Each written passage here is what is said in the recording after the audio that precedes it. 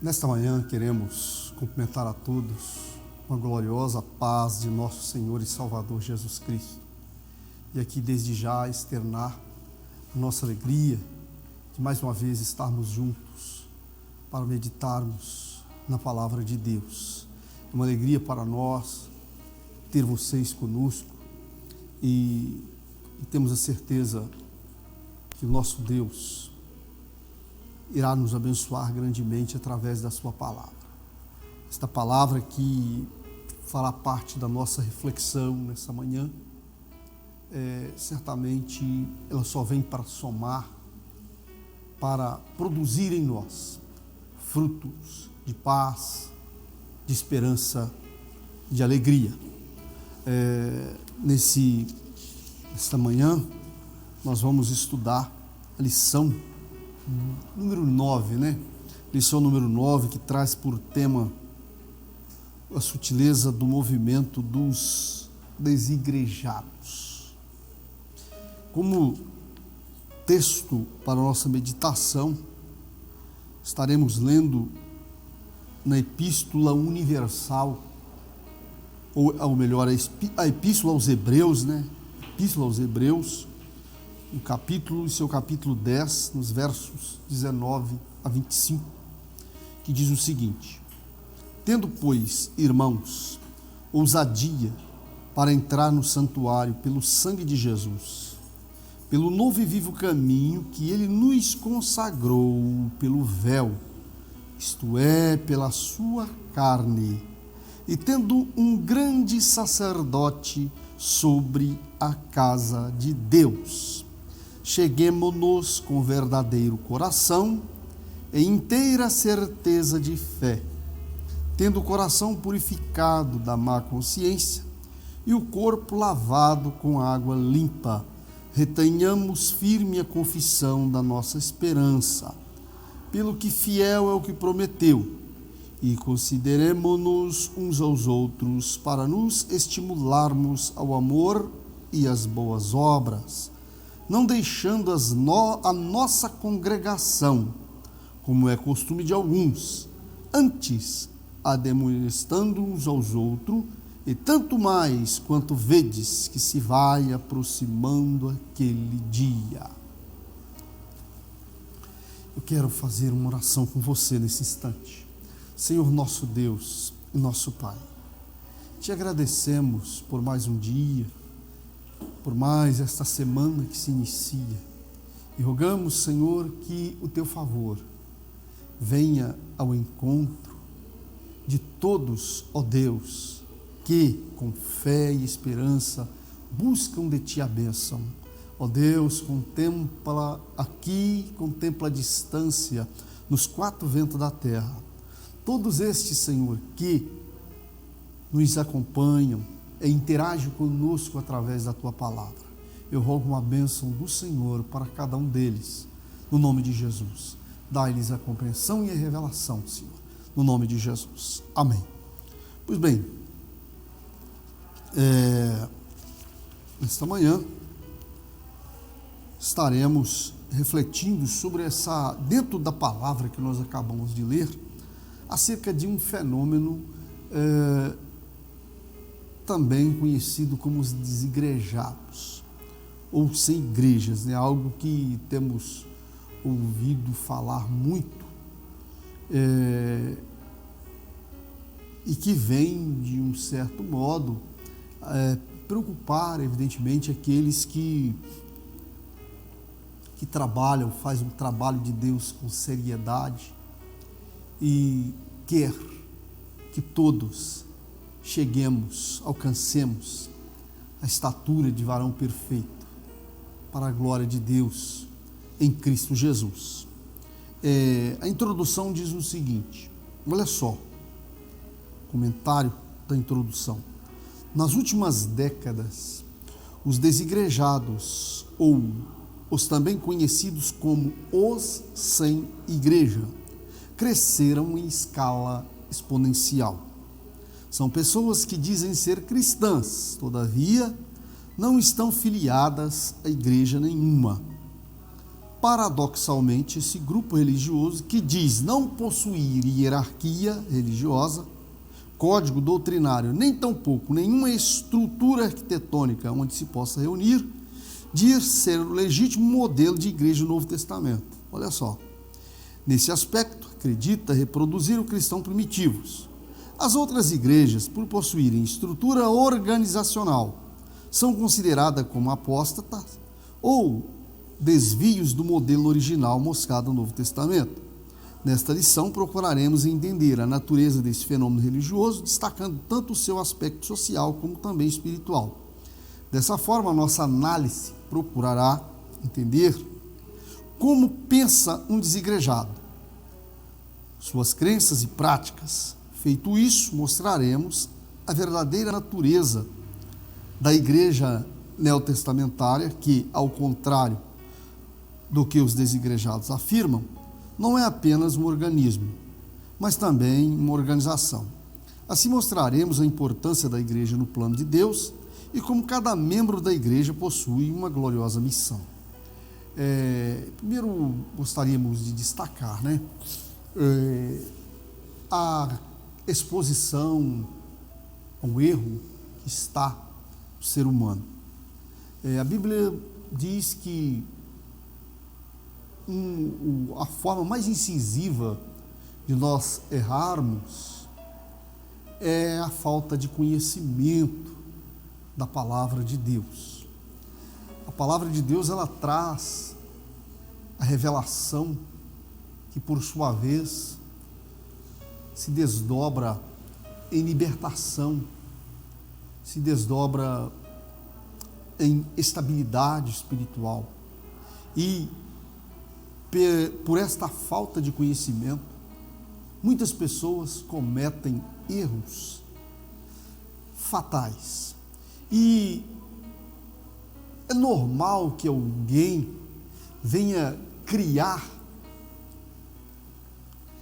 conceitos em sua mente, em seu coração, ver as coisas de perspectivas e assim, sem ter uma ideia do assunto na sua completude, acaba por tirar conclusões precipitadas e, assim sendo, através destas, procura pautar o seu caminho e, infelizmente, indo para a direita, para a esquerda e detonando desta forma do caminho que o Senhor nos mandou seguir.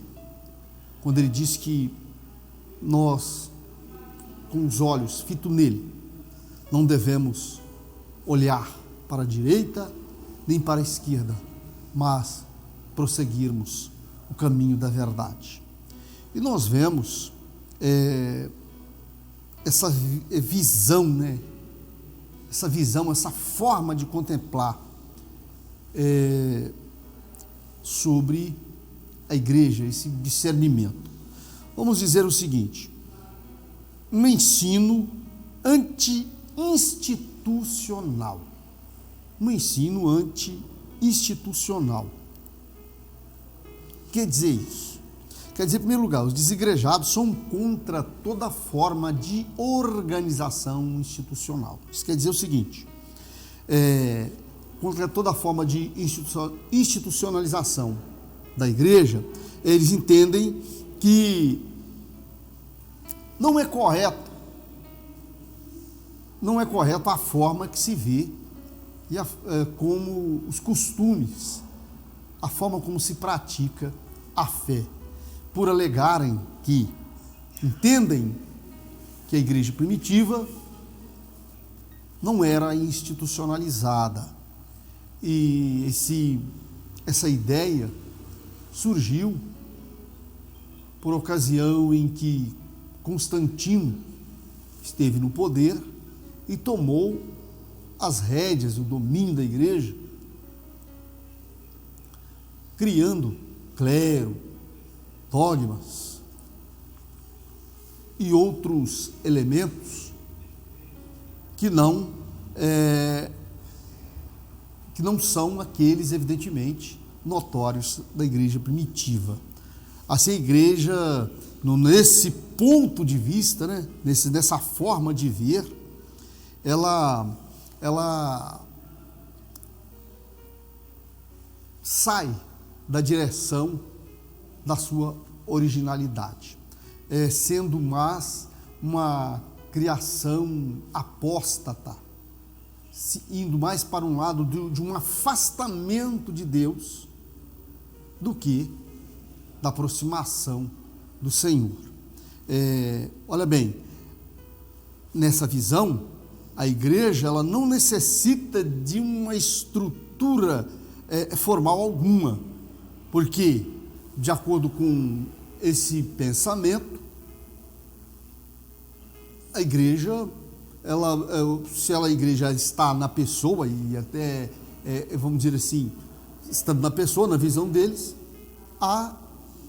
se numa esquina, lá no café da esquina, na padaria, onde se encontra duas pessoas, dois sem igrejas, ali estaria se formando uma igreja, correto? Por exemplo, vamos ver que existe fora de uma estrutura física e arquitetônica, contudo, não utiliza de templos por parte dos cristãos primitivos, que se deu por razões contextuais. É interessante, destacarmos aqui, dentro dessa visão, o seguinte: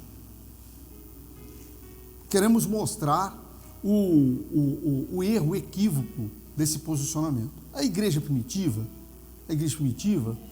não foi uma época marcada por perseguições, inclusive essa perseguição veio ter termo final no próprio Constantino e, diga-se de passagem, não produziu efeito positivo dentro da igreja, tendo em vista a forma como os comportamentos, né, os desdobramentos daí para frente. Mas a verdade é que a igreja primitiva era uma igreja perseguida, né? Era formada, na sua grande maioria, por pessoas sem condições financeiras, razão pela qual não tinha como estar reunida em um determinado local. Às vezes eles acampavam-se num lugar e daqui a pouco tinha que se deslocar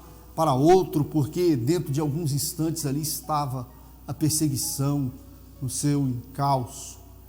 E é a razão pela qual nós não vamos encontrar esse tipo, a forma da igreja como nós vemos hoje no dia da igreja primitiva, entendeu? Mas isso não significa, portanto, que seja da forma deles ou da forma como fazemos, estaríamos contrariando a palavra de Deus e os projetos do Senhor, porque não há na Bíblia nada que venha dispor de maneira contrária ou se opondo, né, vamos dizer assim, à Constituição da igreja na forma institucionalizada e arquitetônica. Na mesma linha de pensamento, o desigrejado ele vai de encontro ao clero, né, anticlerical. Quer dizer, se por um lado não concordam com a institucionalização da igreja, também discordam com o clero, no sentido de que são contra o sistema de governo da igreja. Naquele mesmo argumento, que esse teria sido criado por Constantino. É interessante, se foi criado por Constantino, lá no livro de Efésios, no capítulo 4, verso 11 e 14, nós vamos ver a figura do presbítero, do diácono, nós vamos ver a figura de bispos e pastores. E é interessante que a Bíblia diz que Deus deu Deus deu esse ministério para o bem da igreja. Aí, contrastando essa conclusão, aí nós vamos ver que há equívoco por trás disso aí, né? Deus deu presbíteros, Deus levantou uns para presbítero, Deus levantou outros diáconos, pastores, tudo pensando no bem da obra de Deus, correto? Da mesma forma que são contra a institucionalização de toda forma de estrutura arquitetônica para a igreja, não aceitam que alguém esteja na posição de autoridade sobre ele, porque acreditam que agindo assim, estão vivendo de acordo com o modelo da igreja primitiva. Quer dizer, não aceita ser submisso. E vivendo desta forma, estariam, segundo essa visão, de acordo com o modelo da igreja primitiva. Mas olha só, eu quero, primeira coisa, fazer um raciocínio. Venha comigo.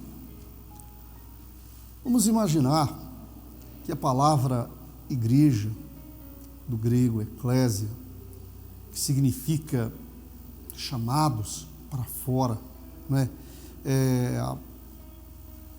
Os habitantes do mundo são, metaforicamente nas escrituras, é visto como um mar, né? O povo é um mar, e é como se tira para fora dessas águas, tira do mar, chamados para fora.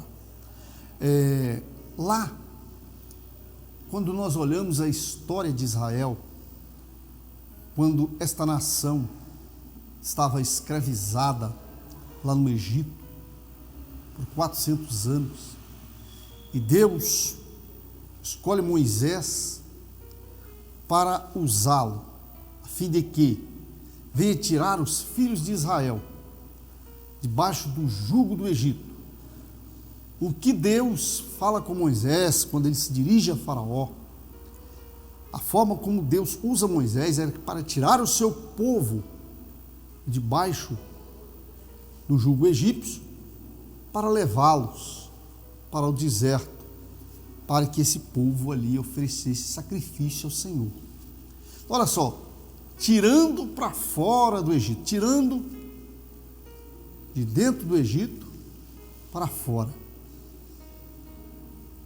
O exemplo de eclésia. E o próprio significado da palavra hebraica está lá, traduzido, para a congregação. Nós vamos ver, quando Deus ordena para Moisés fazer as trombetas de prata, de material batido, com a qual ele ia convocar o povo para que eles saíssem da onde? Das suas tendas, das suas barracas, e ali se congregassem na beira da tenda da congregação, onde Deus iria falar com eles. Olha só, então saindo de dentro das suas casas para reunirem um lugar onde ali ouviriam a voz do Senhor. E dentro dessa dogmática, nós já vemos aqui a visão do Senhor nesta obra que nós a conhecemos por igreja no Novo Testamento, né? Igreja no Novo Testamento, primeiro como um organismo e uma organização, certo? Sobre a natureza da igreja do Novo Testamento, devemos observar primeiramente que ela é um organismo vivo. A igreja do Novo Testamento é um organismo vivo. Nós vemos que esperamos, a Bíblia fala de um arrebatamento, a Bíblia fala que o Senhor Jesus foi para o céu, e Ele voltará novamente para buscar um povo, porque Ele disse: se eu for, virei outra vez, e vos levarei para mim mesmo, para que onde eu estiver, estejais vós também, e vos buscarei. Quer dizer, esse povo que Ele vem buscar é exatamente uma igreja, é um povo, é uma congregação, igreja, que é a expressão traduzida do hebraico para o grego na Septuaginta. E esse povo que ele vem buscar, que agora é formado por judeu, por gentios aqui, todos aqueles que não são judeus. Antes era apenas para os judeus, no período veterotestamentário, mas agora, através de Cristo, quando Deus deixa seu trono e encarna o Deus homem no ventre da Virgem, e ali, através da sua carne, ferida, ele abre uma porta para nós. E todos aqueles que entram por essa porta, porque como está escrito na palavra de Deus, no princípio era o Verbo estava com Deus, e o Verbo era Deus. Veio porque era seus, mas os seus não receberam. Mas todos quanto lhe receberam, deu-lhes o poder de serem feitos filhos de Deus, aqueles que creem no seu nome. Quer dizer, todos esses que creem nele, que entram por esta porta, eles passam a fazer parte do seu corpo, entendeu? E se torna, evidentemente, um organismo vivo. Nesse sentido, essa igreja, ela se torna o corpo de Cristo. Ela se torna o corpo de Cristo. Assim, uma igreja formada por todas as pessoas que se convertem a ele, independente da sua etnia, independente do seu, vamos dizer assim, da sua idade, independente de sexo, homem ou mulher, criança, não importa, rico, pobre, todos aqueles que entrarem por essas portas, por esta porta, ele vai encontrar as pastagens. Como um organismo vivo e espiritual, a igreja existe a parte de estatutos, templos e qualquer outra estrutura social, governamental, humana. Ela existe, por exemplo, fora das estruturas arquitetônicas. Claro, ela existe. Contudo, possuir uma estrutura física não constitui pecado ou desvio do evangelho, como quer esta classe de pessoas sustentar. A igreja é um organismo vivo? Sim. É um organismo vivo? Sim.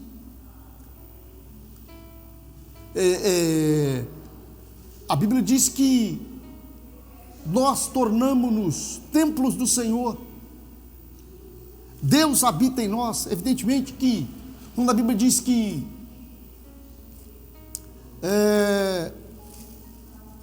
sem fé é impossível agradar a Deus, a palavra fé aqui, você pode traduzi-la por fidelidade. E quando alguém é fiel a Deus, ele agrada a Deus. E ser fiel é ser obediente. E sendo obediente, o Senhor diz que Ele vem.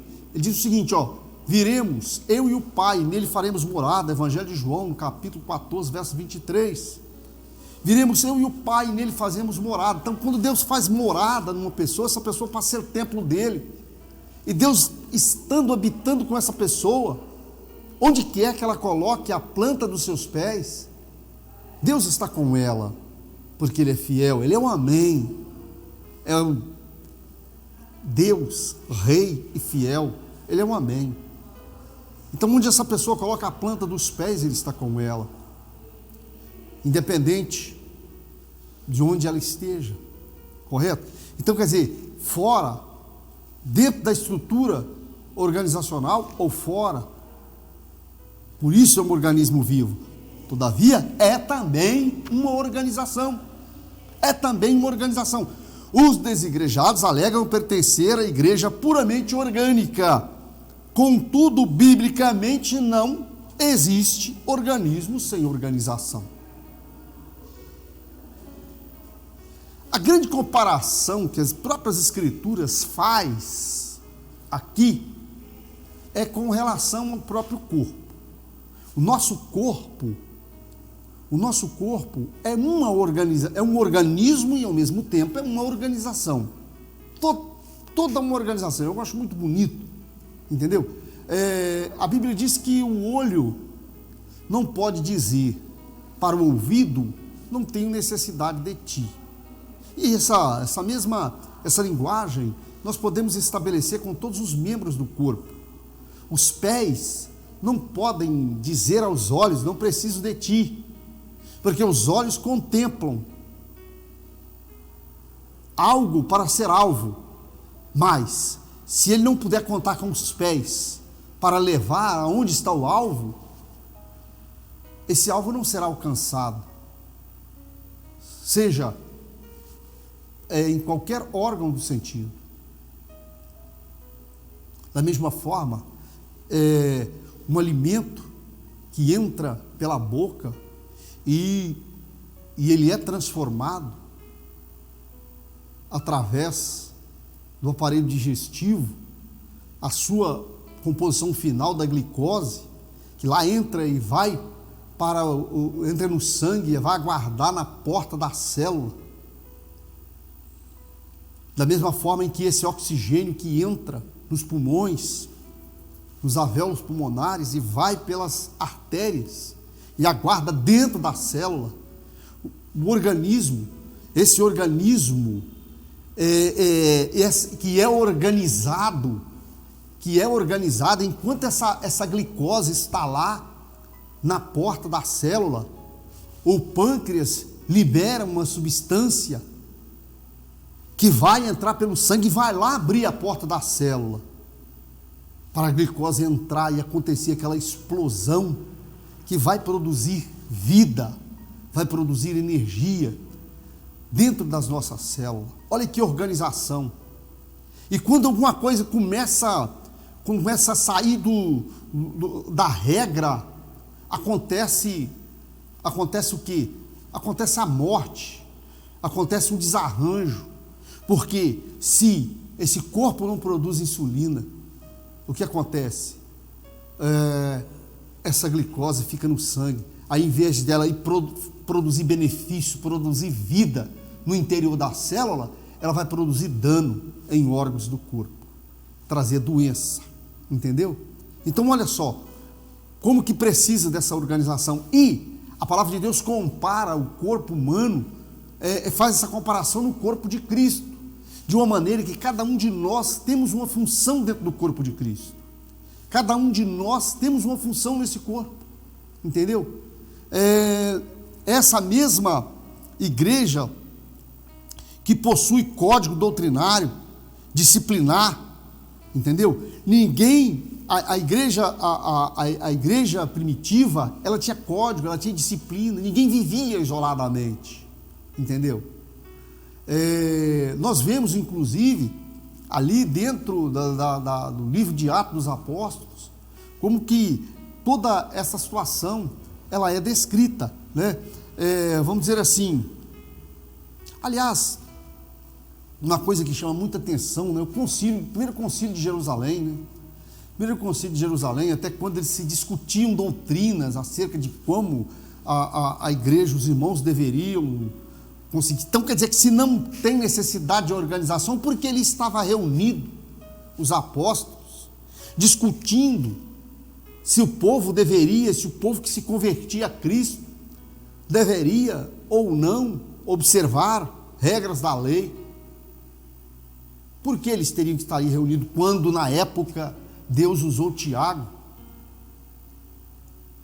e disse para os demais, palavra que foi aceitada, porque veio da parte de Deus, que eles não deveriam, de um certo modo, trazer peso para aqueles que dentre os gentios se convertiam ao Senhor, mas que se abstesse da prostituição, do sufocado e do ídolo, entendeu? Isso aconteceu no primeiro concílio de Jerusalém. Então aqui está a forma, aqui está desdenhado, aqui está descrito a organização, entendeu? Querer uma igreja sem liderança, sem regra e disciplina, além de ser um mito, é também uma heresia, sem dúvida, Não há como prosseguir sem observar essas regras. É a vontade de Deus que é assim. Veja bem, outra coisa que eu quero descrever aqui em rápidas palavras, a importância e a necessidade da igreja, né? Porque notem bem que falamos aqui a igreja como um corpo de Cristo. Nós vamos ver aqui a igreja como uma família de Deus, né? Família de Deus, a igreja como uma testemunha de salvação. Como família de Deus, a igreja tem Cristo como seu cabeça. Corpo, ele é a cabeça, né? Ele é a cabeça, ele que é a orientação. Ele que orienta o caminho da igreja, dos seus membros. Todavia, como acontece com toda a família, a igreja também possui comando, direção, regra, às quais deve se submeter. Cristãos verdadeiros, portanto, como acontecia na igreja primitiva, devem se reunir para adorar a Deus, tendo Jesus como Senhor da igreja. É nesse contexto que acontece uma integração maravilhosíssima. Paulo, inclusive, ele descreve quando vos ajunteis, não tem doutrina, não tem salmo, não tem revelação, faça-se tudo para a glória de Deus. É aí que vai acontecer o fenômeno da interação, a troca de experiência, entendeu? É aí que Deus vai usar esses membros para promover a edificação desse corpo, assim como a sua preparação, levando-o a um processo contínuo de aperfeiçoamento. Pois nós sabemos que a salvação ela se processa imediata, né? Porque quando alguém se arrepende dos seus pecados e aceita Cristo, ela recebe o perdão imediato. Deus escreve o nome dessa pessoa no seu livro, mas continua um processo no sentido de evoluir positivamente, que é o processo de santificação, necessário, porque o nosso Deus é santo, e aquele que se aproxima dele deve ser santo também. Agora, esse processo é um processo que caminha pela vida toda, até alcançar a perfeição, a estatura de varão perfeito. Porque quem é o varão perfeito? Aquele que desceu, o mesmo que subiu, entendeu? E foi nos dado como primícia dos que dormem. Importante nisso tudo é o sentimento de pertencimento ao corpo de Cristo que o corpo proporciona. Corpo de Cristo, né? Não podemos ser igreja sem sermos antes uma família. E que é interessante, né? Uma família de Deus. Quem é o pai dessa família? O próprio Deus. E Ele é a autoridade dentro dela. É Ele que diz como nós devemos ser. Não é o mundo, não é os homens que vai estipular a nossa conduta. Nós, como família, a igreja como família de Deus, não é o mundo, não é o Estado, não é o rei que vai estabelecer e dizer como que nós devemos ser, no que tange a nossa fé. Mas isso vem, é o nosso Deus quem vai dizer, é Ele quem vai informar, e está escrito na sua palavra como nós devemos prosseguir. Esse sentimento de irmandade, respeito e reconhecimento mútuo deve estar presente e dominar a igreja, né? A igreja também é uma testemunha de salvação, porque a Bíblia diz que nós somos sal da terra, nós somos luz do mundo.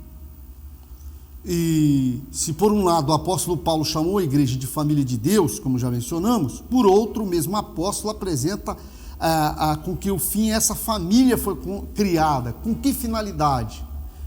Alcançar aqueles que estão lá fora. Porque o próprio Jesus disse: ser-me-eis testemunha. Quando ele convoca seus discípulos ali, já naquele momento final, ele diz: ser-me-eis testemunhas, tanto em Jerusalém e até os confins da terra. Então, como se testemunha? Como nós somos testemunha de Deus? Através da obediência, da observância da sua palavra. E dentro desse critério, nós também anunciamos a palavra para aqueles que não conhecem, né? Olha só, Deus criou a igreja com o objetivo de ser uma família cuja missão é proclamar a sua abundante graça, quer dizer, o seu favor abundante. O que ocorre? Se Deus está no meio do seu povo, no tempo do Velho Testamento, Deus manifestou a sua glória através do seu povo Israel. Nós vemos que as mãos do Senhor, as mãos fortes do Senhor, se manifestava em favor daquela nação. E da mesma forma, através deste povo, né, é interessante que esse povo, essa família aqui, que é inclusive também profetizada, nós podemos ver ela lá na bênção de Iacov, ou Israel, quando ele abençoa os seus netos, filhos de José, que ele disse que seriam filhos dele, e não seriam mais de José, Manassés e Efraim, e colocando a sua mão direita sobre Efraim, ele disse que ele, a expressão hebraica Melogoim, quer dizer, uma multidão de nações. Se Efraim seria uma multidão de nações, Israel é uma nação. Israel não é uma multidão de nação. Israel é apenas uma nação. E primeiro que Efraim já era fruto de uma miscigenação, porque já era produto da união entre José e uma egípcia. E Deus o abençoa de uma forma toda especial, dizendo que ele seria uma multidão de nação. Quando Deus fala que ele é uma multidão de nação, aquilo ali Deus já está falando de quê? Desse organismo vivo que nós falamos, dessa organização e desta família criada por Deus com propósitos definidos, por exemplo, para ser testemunha do Altíssimo, né? Para ser testemunha do Altíssimo. Razão de a igreja existir, além do fato de promover a adoração, companheirismo e integração, está na sua missão de pregar, de anunciar o dia aceitável do Senhor, né? Então, veja bem, aonde que anunciamos o dia aceitável do Senhor? Nós temos esse espaço físico aqui para reunirmos, para adorarmos o nome do Senhor, que nós chamamos de templos, né? Templo, esse edifício. E nós anunciamos com todos os recursos que nos são permitidos, todos, vamos dizer assim, moralmente legítimos, que nós podemos usá-los para divulgar a salvação, porque Deus, Ele não quer que o homem se perca, e Ele usa o homem para salvar o homem. Ele tira o homem do mundo, e quando Ele tira esse homem do mundo, né, para fora, Ele chama ele de igreja, para através dele salvar aqueles que estão no mundo, não é mesmo? A igreja pode existir em um templo, mas a sua missão só se completa fora dele. Não há igreja que seja bíblica e exista somente dentro de quatro paredes, né? A igreja, ela está aqui, um organismo vivo, organizado, com hierarquia, com disciplina, para cumprir os propósitos de Deus. E o objetivo dessa igreja, essa igreja que está ainda no mundo, cumprir com tudo aquilo que está determinado segundo a palavra de Deus, porque o Senhor, Ele voltará para buscar essa igreja. É claro que eu não estou falando aqui de um rótulo, né? Eu não estou falando aqui, não estou me referindo a um rótulo, mas estou me referindo a pessoas que estão verdadeiramente servindo a Deus com seriedade.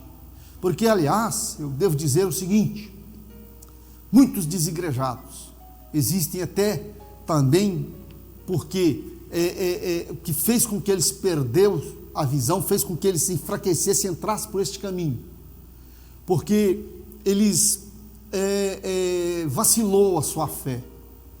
Como assim? Fé não é aquilo que muitas pessoas pensam que é.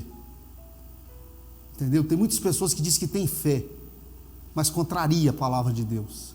Tem muitas pessoas que dizem que tem fé, mas está fazendo coisa errada. Fé é quando você pratica a palavra de Deus, você é fiel a Ele, incondicionalmente.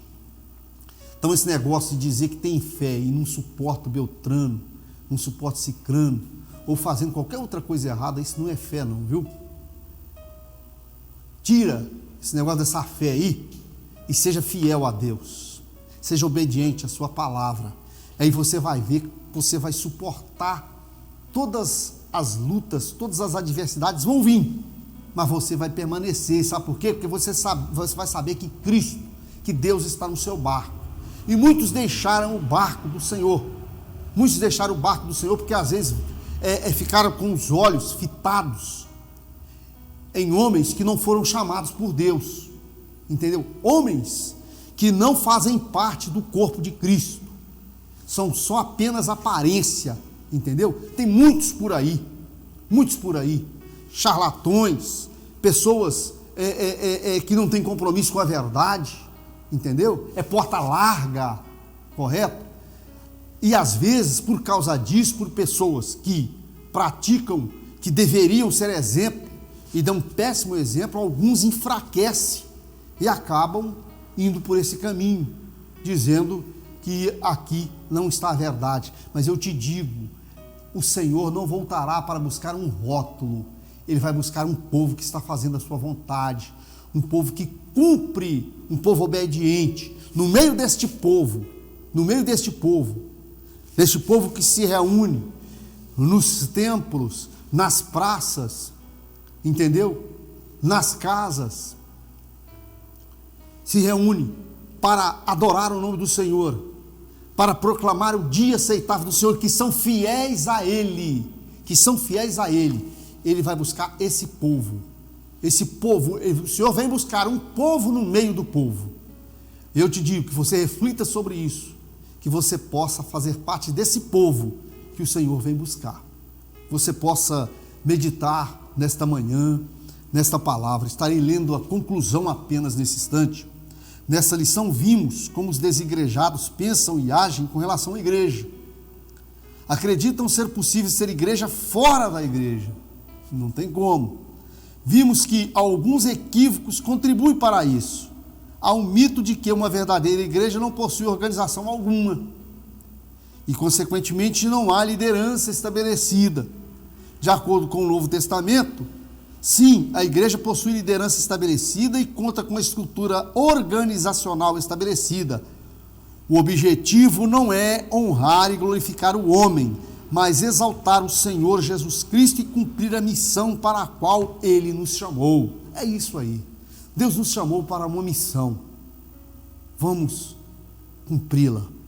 Ele disse: ide por todo mundo, pregar o evangelho a toda criatura. Quem crer e for batizado será salvo, mas quem não crer já está condenado. Que você possa refletir, erguer a sua cabeça e caminhar com Cristo. Eu quero nesse instante, primeiro te agradecer,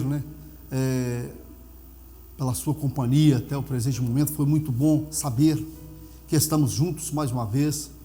Eu tenho certeza que você vai refletir nesta palavra e ela vai ser uma bênção em sua vida. Deus vai bradar no seu caminho, no seu trabalho, e permitir que você venha se realizar diante dele. Eu quero estar te convidando para nós estarmos logo mais, a partir das 19 horas, aqui no templo da Assembleia de Deus, adorando o nome do Altíssimo. Que Deus te abençoe. Fiquem todos na paz do Senhor.